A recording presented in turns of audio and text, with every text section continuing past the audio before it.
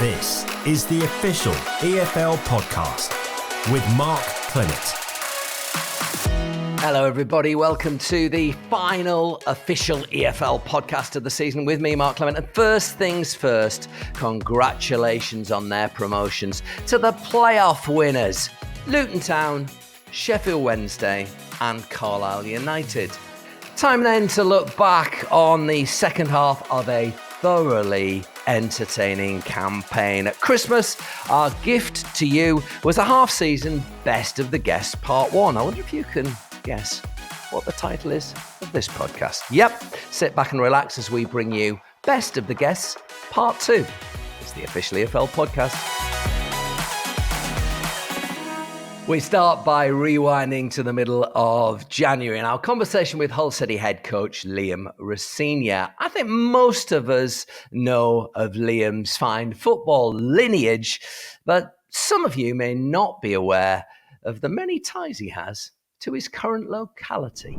The connection to the city, and first of all, can we just explain, because you do have a family connection there, don't you? Do you want to just explain that for everybody who might not know this? Because there's therefore two threads to this, isn't there? The ex-player, but also the family connection. Yeah, my nan moved to Hull probably 35 years ago now. She moved up here for work, and I always used to come up here as a young boy in the summer holidays to see her, and my auntie Sarah as well, who still lives here, with my cousins Mia and Jade and Kiri. So they're we call them Hulligans in our family. They're Hull born and bred. So when I first signed for the club, my nan actually was a season ticket holder watching the games before I came. And then I signed for the club under Nigel Pearson and surprised her. I took her to Toby Carvery in Willoughby and said, look, I'm signing for Hull. So she couldn't be happier with that. And she came to all the games, and I got to take her to the cup final. She sadly passed away. The amazing thing is she passed away pretty much a year ago to the day when I took the job here.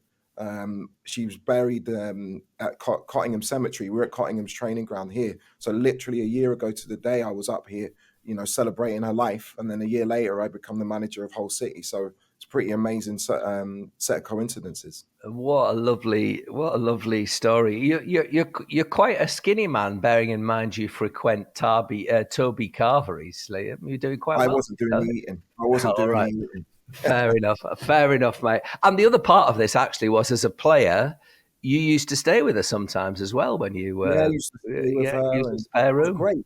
It was great because my three children were born. Well, my youngest AJ was born here, but they were here, and my nan got to spend a lot of time with them while I was playing here. So it's so nice to be back. Yeah. So is that? I mean, obviously you've mentioned the Cottingham connection, the training ground, but that adds an extra dimension to this, does it not? And I guess there is that kind of spirit of Nan floating around you sometimes when you're at work. She must pop into your head occasionally. She always does, especially when the supporters sing the song about her. But yeah, I'm really lucky to be here. I know what this football club's about. I know what this area is about, and I want to make her proud from up there, and I want to make this club successful. So it's a massive motivating factor for me. It's a great story. And from the city of Kingston upon Hull, we travel up the East Coast to God's own country, or Middlesbrough, as I know it. When we spoke to club captain Johnny Howson at the end of January, we were keen to find out what effect Michael Carrick had in the short time he'd been at the club. I think when someone walks in through the door under the calibre of the manager, it's exciting for everyone, whether that's a fan, a player, a coach, a staff member at the club, because of what he's done in the game, and everyone respects that. Well, I was going to ask you about that, and particularly when he plays in your kind of position, when somebody comes in with that kind of professional pedigree, 5 Premier League titles, FA Cup, 2 League Cups, Champions League, Europa League, I could go on and on and on. Does that bring a little bit of extra pressure, or do you see it as an opportunity to keep adding to your own skill mix? No, it's an opportunity. And whether my time lasts with him months, years, who knows? No one can ever predict the future. And even now, I look at every day is a day that you can learn something.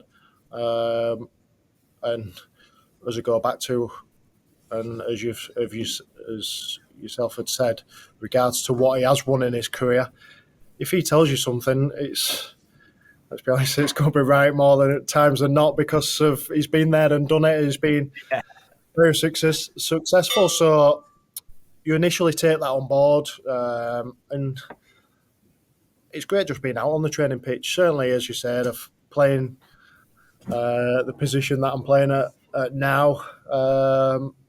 Who better to learn? There's probably an handful of people in this country that are managing that have got his credentials, if you like, from a playing career. So I think it's a great opportunity for you, whether you're at my stage of your career or the other side of the career of midfield partner at the minute in Hayden, just starting out.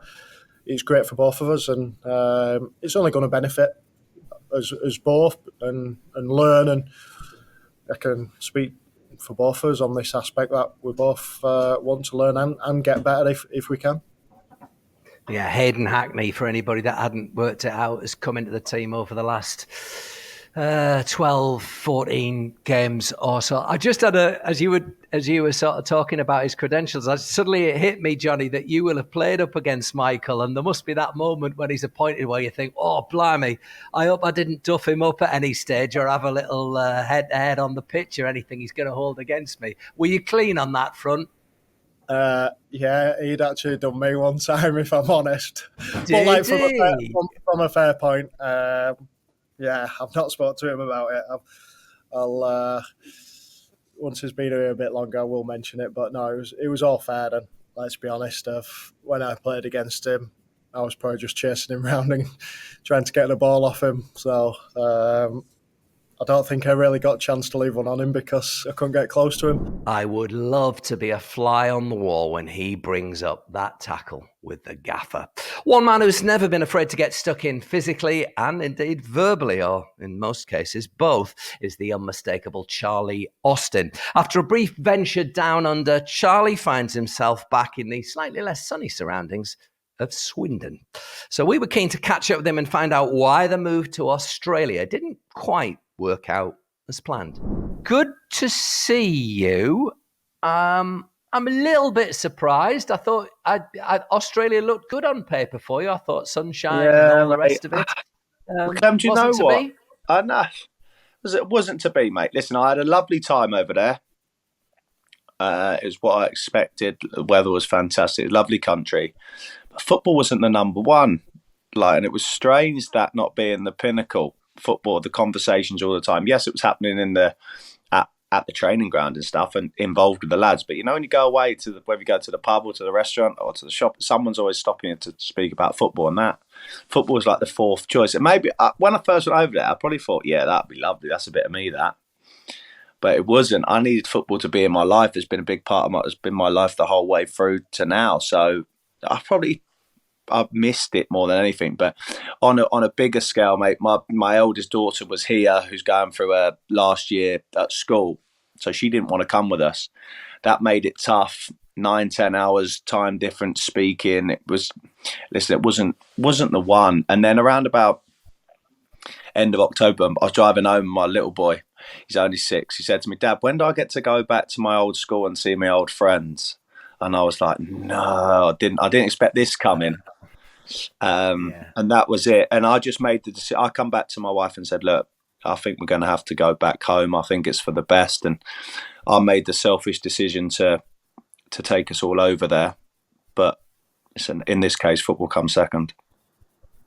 Yeah. Well, nothing ventured, nothing gained. Life's about a big adventure. Yeah. I probably didn't set it up right by saying you were playing for Brisbane Roar, who are managed by Robbie Fowler, so everything looked good on paper. Kids grow up as well, don't they? I know a lot of people with babies think, oh, you can just do whatever you want or order them about and things, but then their little personalities come to the fore and you have a few eureka moments where you think, actually, it'd be selfish of me to just keep driving on. I've got to take the little man. And like I said, Clem, I made the selfish decision in the summer going there. I probably ran away, if I'm honest. I hold my hands up, probably ran away.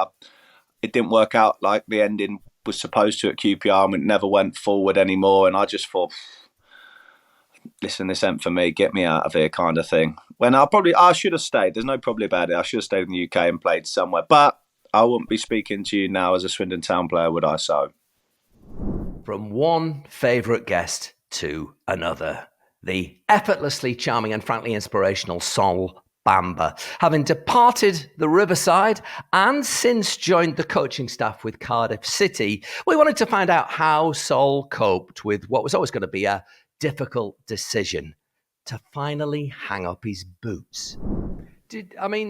When you do make the decision to hang your boots up, especially after the sort of variance of career that you have had, a lot of boys struggle, don't they? A lot of guys struggle immediately afterwards. Had you got a little template, a little master plan in place, or were you feeling your way, and did you have a few wobbly moments?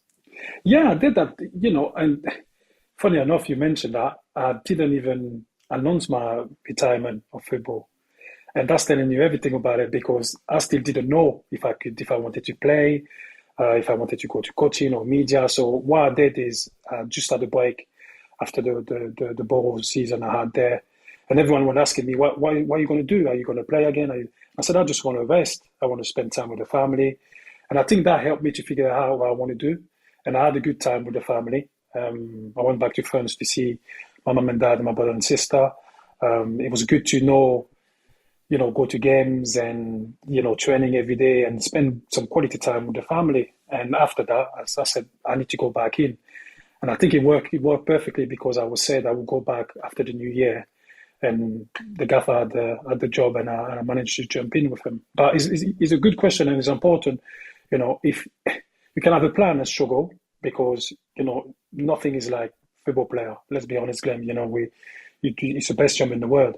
And all of a sudden, when you stop, even if you go coaching or media, you don't have the same buzz. And it's difficult, because what we try to do is to find that again, but it's impossible to find it. And that's why a lot of people struggle. So it's important to mention that. Yeah, well, and there's two things that come out of that.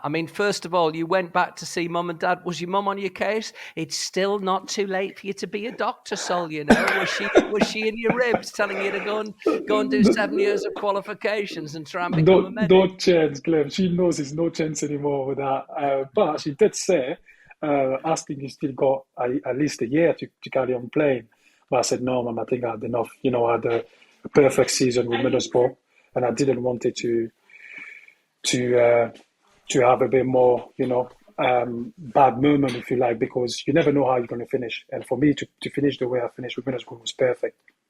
Yeah, and the other thing is, you obviously took yourself to a place where you were very comfortable with yourself and your own skin, because when uncertainty surrounds us, sometimes we waste the kind of time that you had and were willing to commit to the family.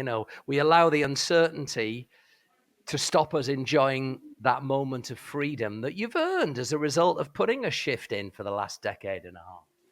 No, you're absolutely right, Glenn. And I think that's the difficulty really, because I'm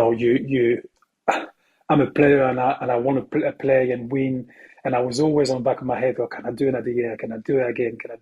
But I think it's always, you have to pick the right moment to call it a day, because you don't want to do the extra year where, you injured a lot, or you don't bring what you want to bring to the team.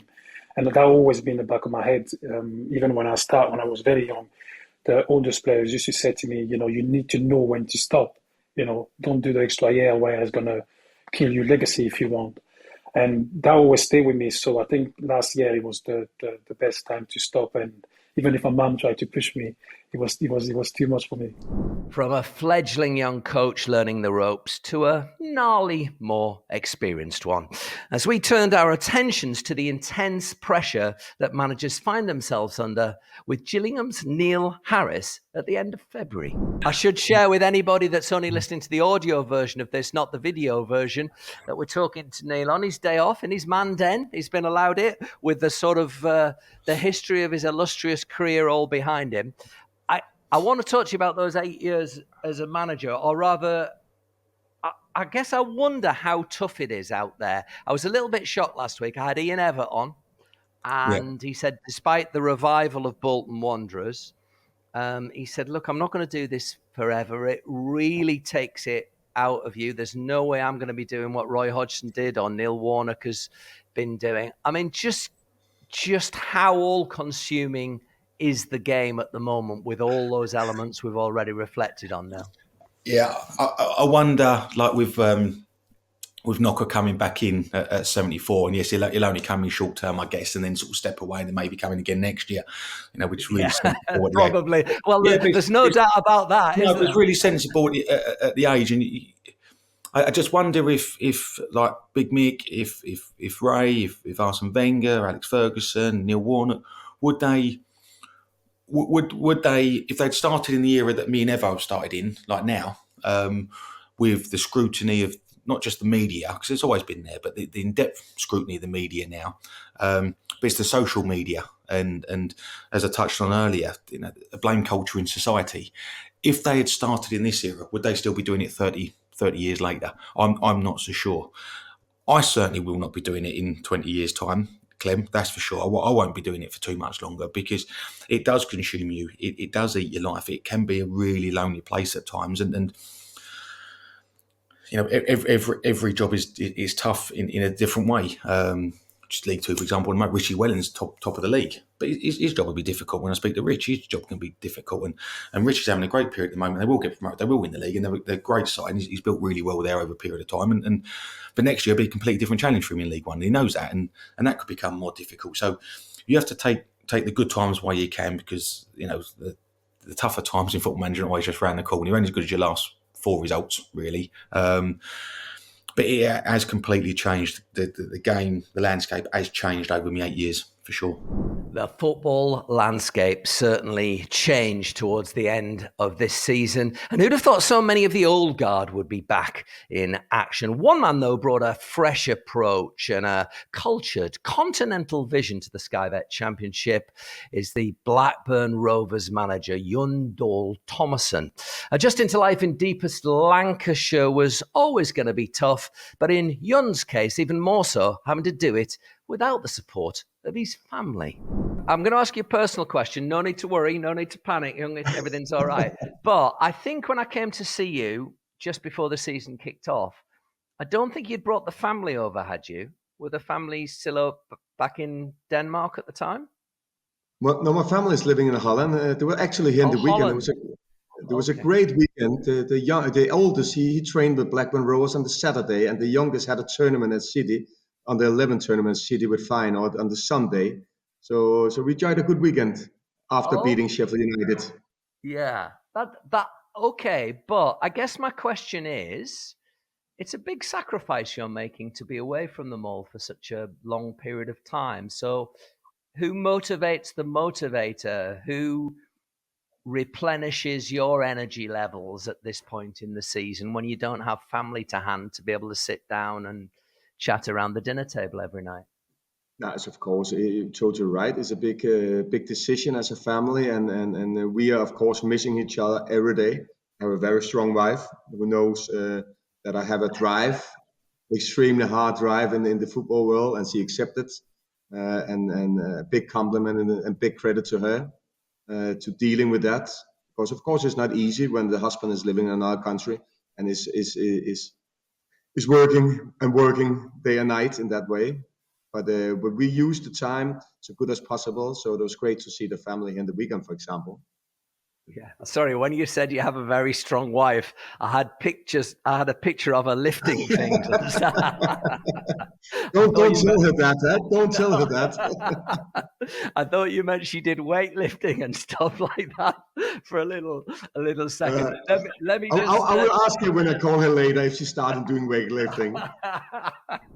Let's just hope that Mrs. Tomasson didn't hear that episode and move swiftly on to the end of March, when Michael Bridges joined us to chew the fat on all the week's EFL action. He enjoyed a fine career in English football and has the utmost respect for those he learned from along the way. And they don't come much bigger and more iconic than the inimitable Sir Bobby Robson. Obviously, Roy Hodgson has come back to Crystal Palace at the age of 75 to the end of the season to try and help them. Neil Warnock is already in at Huddersfield Town and got himself an important win at Millwall at the weekend. Age, you had that brief period at Newcastle United with the legend of all legends, Sir Bobby Robson. Yes. I worked out he was 71 at the time. For anybody that's casting doubts that these great football people can still do it past 70, what was that time with Sir Bobby like, albeit brief? It was a very, very brief time, and Sir Bobby was probably the grandfather that I never had.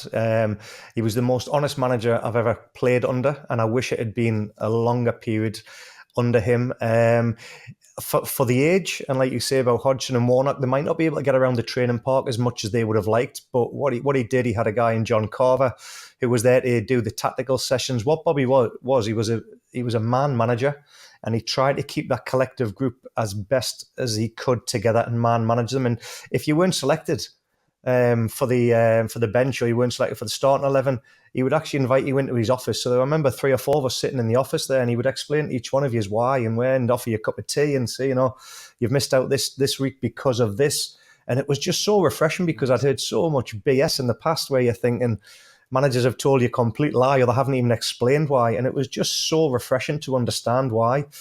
And just to give you an idea, he had offered me a new contract, another year extension, because he said, there's still something in there that I want, but you're not fit enough yet, and I need another season under you. So, that was really nice. I remember at the end of the year, I got beat off Marseille in the European Cup. Didier Drogba had like the world's best 2 legs against Jonathan Woodgate.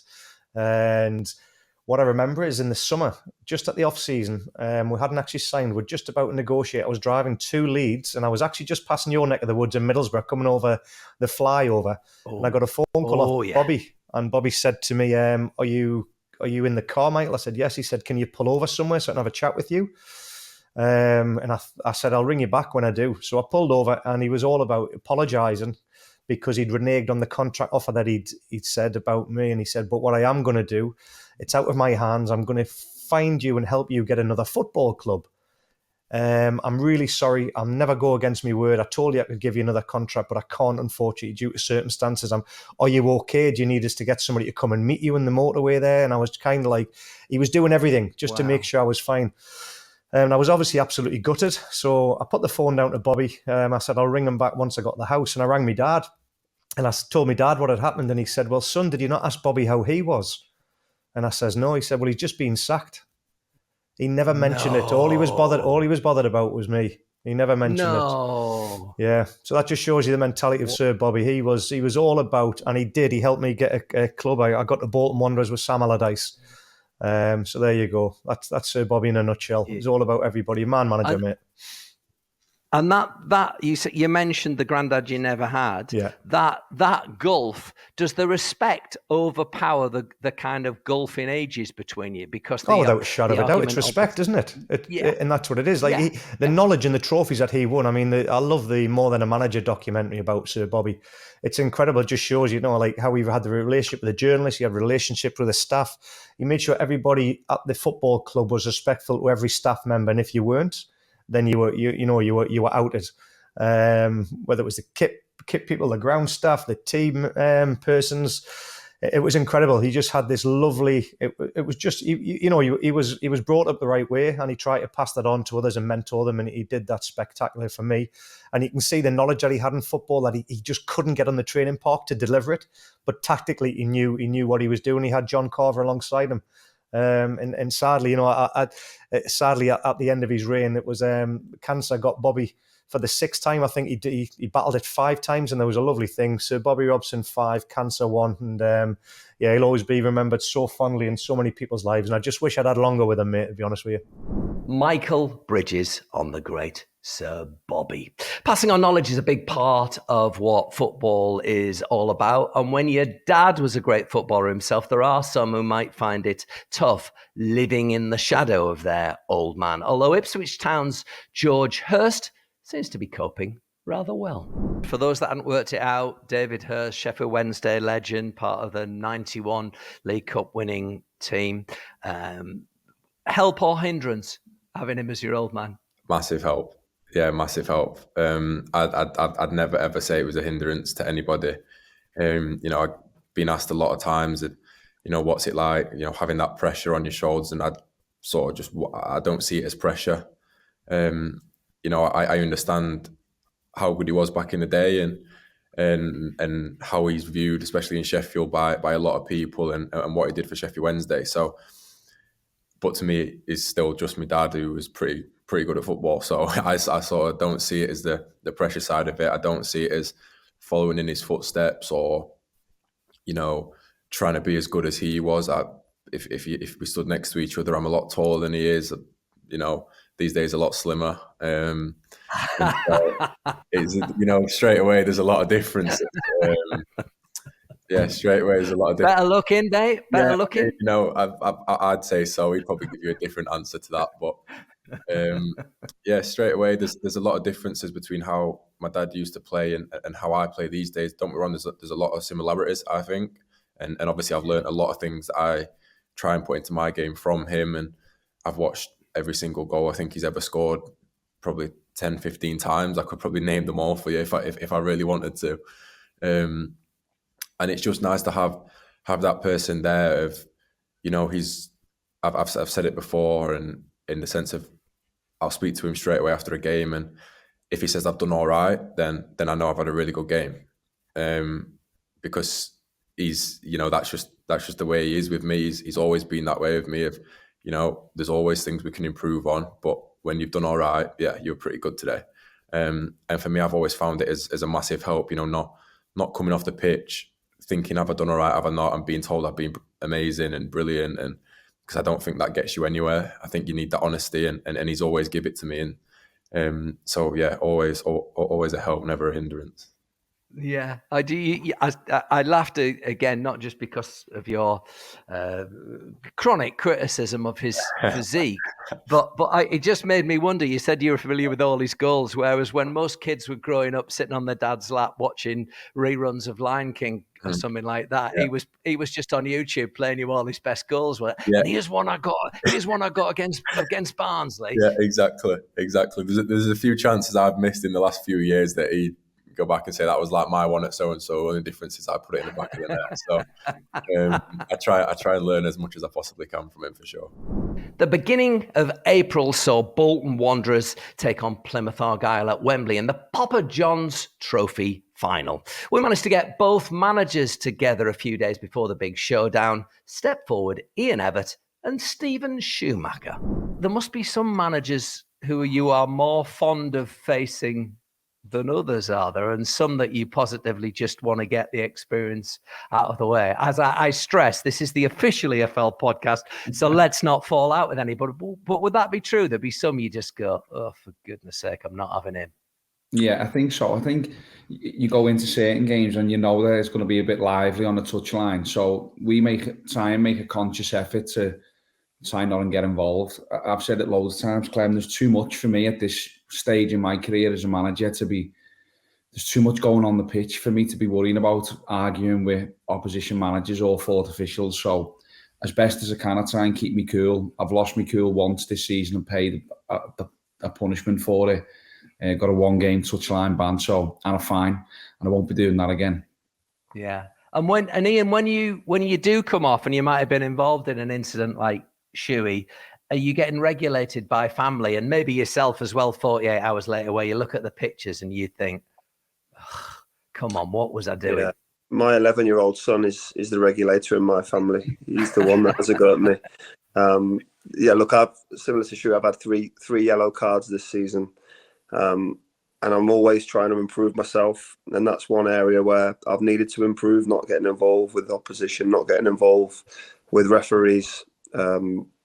I do think that the more time you do arguing with whoever else, you're taking time away from the team, and the team is what needs you the most and needs your focus. So again, that's probably an area where I've had to work on and improve. Yeah. I was a little bit surprised when producer Dave, he had this idea of getting the two of you together, and then he came back quite quickly and said, yeah, they've both come back to me. They're both happy. Because I wondered whether this is a challenge for a manager Shuey, because you wouldn't be so daft as to give anything away about the game itself, but obviously people will be judging, won't they? You don't want to say anything that motivates Ian's players. You know you've got to keep your supporters on side and not get too cozy. Does that stuff go through your mind?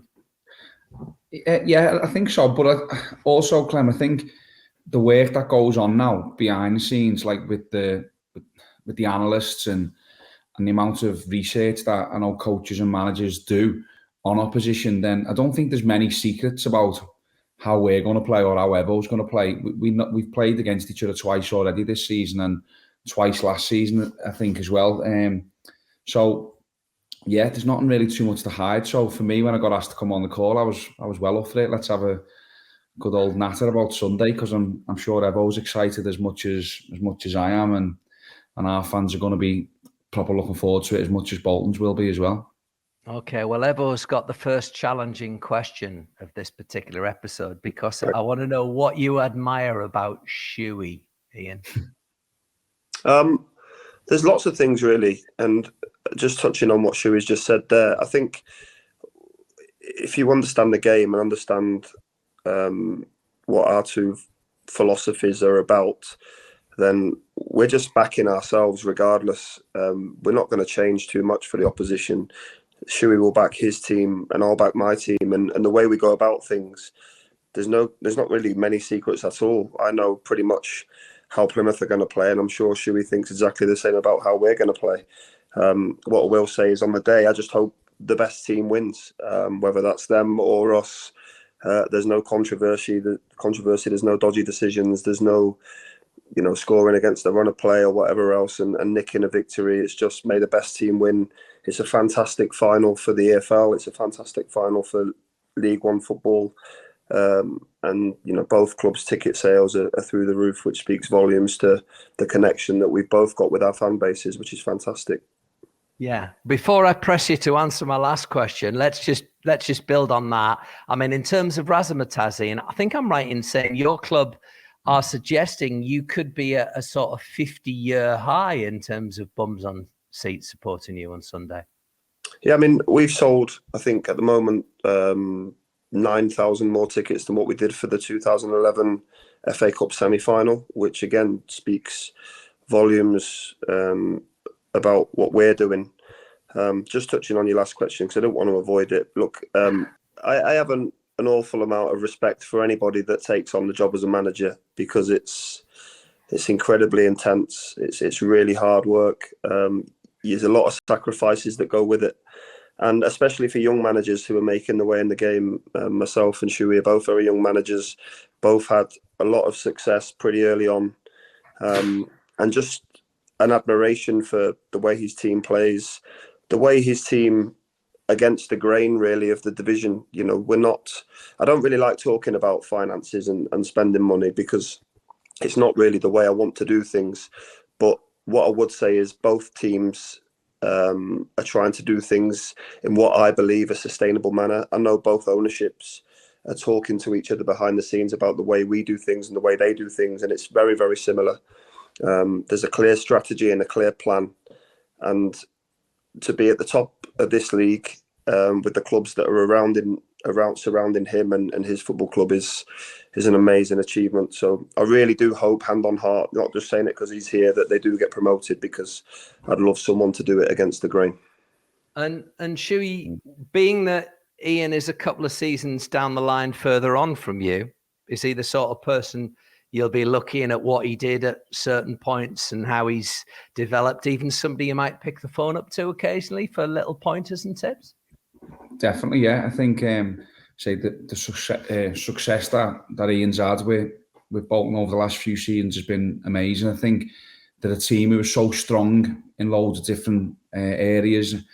They have, as he said, they've got a real clear way of playing, and they've been like that now for a few years. And when they get the momentum behind them, they're a tough team to stop. The run that he's went on, getting out of League Two, was incredible. Getting up into League One, and then the first season in League One, played some amazing football, got going again, Evo, if I'm right, towards the second half of the season. And then I've started this season really well, so I've been in contention up in the top six pretty much all season. So yeah, nothing but respect. Has been doing it consistently now over a few years, and yeah, it's someone that I can definitely look at and say, well, keep going, keep trying to do what I believe in, and as Ian does as well, stick to your plan, stick to your philosophy, and keep working hard at it, and hopefully get the rewards in the end.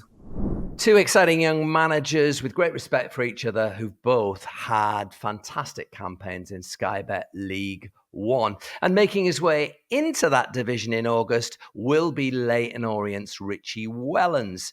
He's had a phenomenal year at Brisbane Road.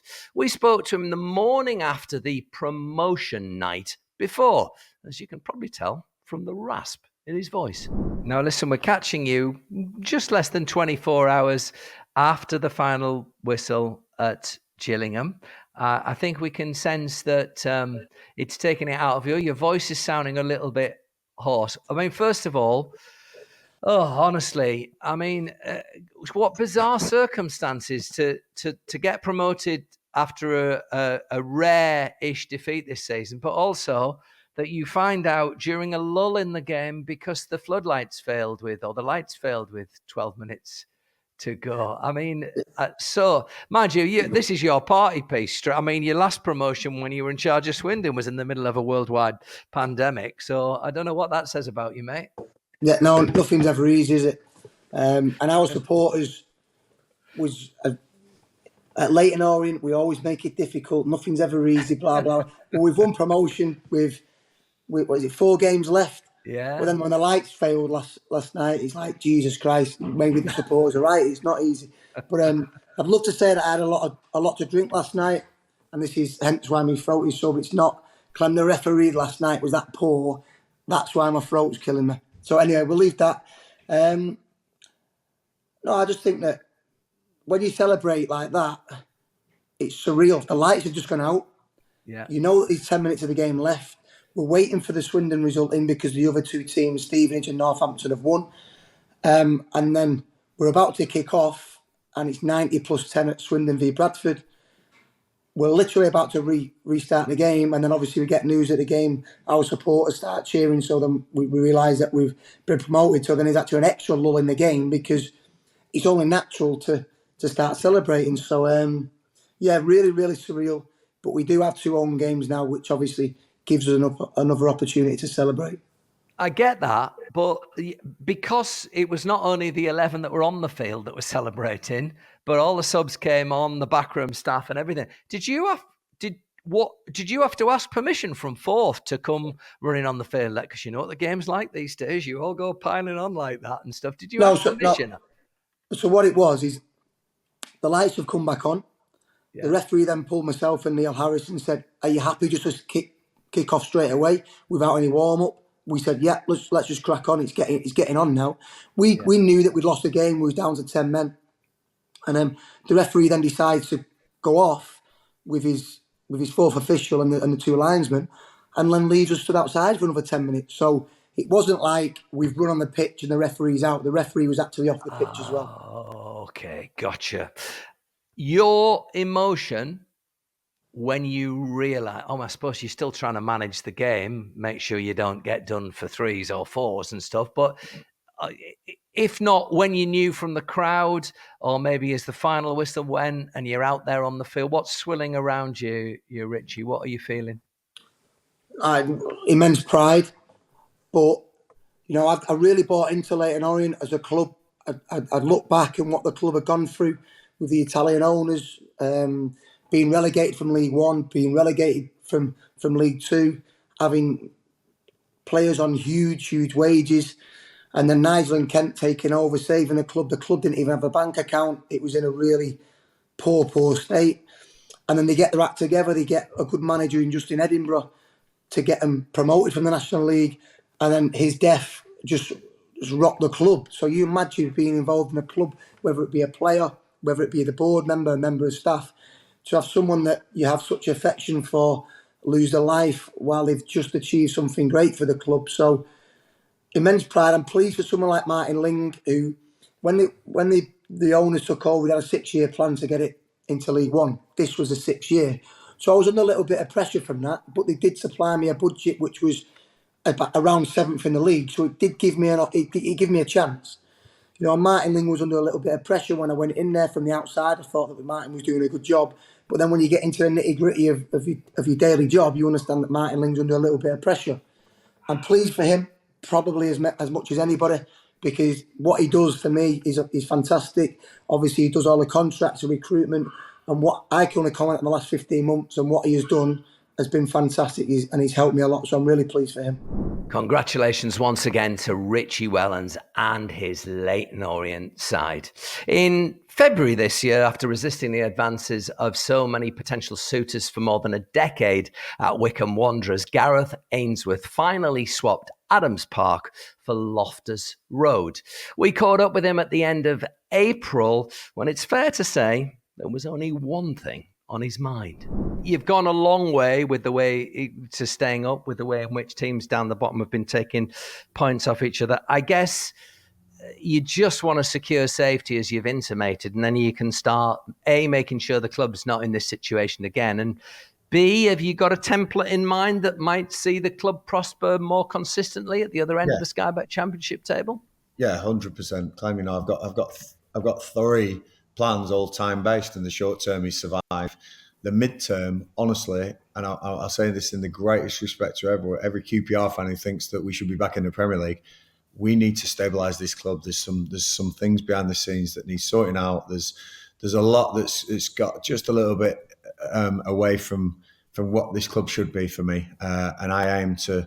With the help of Les Ferdinand, who's been nothing but support to me since I've walked in the door, and the owners, I just think it just needs that little bit of identity back, and I want to bring that. And there's ways to do it. There's ways I will do it, and it might not be popular with everyone, but I'm going to do this because this is the way I believe it should be done. And I had a great grounding at Wycombe. Nothing like QPR, I know that, but I think the running of a club can be similar, just on a bigger scale. And then long term, I want to get this club touching, and not just this club, I want to have a go. I want to get to the right end of the Championship and start going, right, this Premier League, this golden fleece that everyone talks about, is it possible? Is it possible for a club like QPR to get back there? Because at the moment, it seems like a million miles away. And if I was a foreign manager, maybe I'll have a chance of managing the Premier League. But the only way I think I can ever manage in the Premier League is by taking a team up into the Premier League. And I'd love to do that one day with QPR. A lot of work to do first. Firstly, let's stay in the Championship. He kept QPR in the Sky Bet Championship, and we look forward to seeing what Gareth does with them in his first full season with the club. We're nearly at the end now, and to the other end of the second tier table. So many people have paid homage to Burnley's fantastic achievements under Vincent Kompany this year, but hot on their heels for most of the way and joining them in securing automatic promotion were Sheffield United. We spoke to their manager, Paul Heckingbottom, shortly after they'd secured their promotion. And I think it's fair to say it was difficult to wipe the smile off his face. But that moment when the final whistle goes and you know you've achieved your season's objective, you just have to embrace, cuddle and kiss that moment, don't you, Paul? Yeah, definitely. But I think we've got good, Clem, at making sure we celebrate all the wins. We've made a big thing of that. It's important. It's what we do it for. We enjoy winning. But there, yes, that moment was special. It was almost felt after the FA Cup semi-final as if there was an expectation that it was just going to happen, when we knew internally we still needed 3 points because we had to expect Borough, Luton, the teams behind us to be winning. But our form in April, obviously, we got a man sent off against Burnley in the first 15 minutes. But apart from that, in the other 6 league games, we've won every one. So we've sort of given no one a chance to get close to us. So for us to do it at the first time of asking in that game against West Brom, we couldn't have writ it any better. It's gone to plan, allowed us to celebrate, and allowed that moment of relief, and for everyone to be excited and celebrate together in the 2 home games that we've had at Bramall Lane. It's that word relief, isn't it? It's what just about every manager says when they get over the line. And, I was watching the pictures of Wrexham 10 days ago, And Phil Parkinson, at that moment, he just looked as though his eyes were going to close and he was going to go to sleep. I don't think people realise the pressure, the strain that you guys are under, carrying the weight and expectations of, in your case, half a city on your shoulders. Yeah, listen, it's there, and it's obviously it's a tough part of the job, but it's the bit that makes it rewarding. You know, when you achieve like this, it's so satisfying and proud. I'm proud of everyone we've been working with. I'm delighted for everyone who comes to watch us. There's been a lot of good work gone off at the club. I know we've had not the best of headlines because of things going off, but there's a real sense of togetherness at the minute around the football club, and that's great. Really, really proud of that. But yeah, there's certainly, I probably had it on Monday when I was watching the football, that little bit of realisation, and then fatigue set in and a little bit tired, and all of a sudden, that adrenaline goes. But then, guess what? It all starts again for the next season, the next day. So that's how it is. So yeah, you don't. Whilst, like I said, I think that's why we work hard to enjoy the games and enjoy the wins, because you've just got to keep rolling and get on with it the next day for the next game. You did not do that old man thing of allowing your eyes to close on the sofa for 15 minutes there, did you, Paul? Did you allow yourself a small nap? A nap? It'd more like being unconscious. Yeah. That is it for the 2022-23 season. A huge thank you to all of the guests who've joined us over the past 10 months. If you've enjoyed this or any of the episodes you've heard, then please do give us a 5-star rating, press the subscribe button, and share on your socials. If you'd like to get in touch, our email address is podcast@efl.com. That's podcast@efl.com. I'm Mark Clement. Enjoy your summer, and thanks for joining us for the official EFL podcast.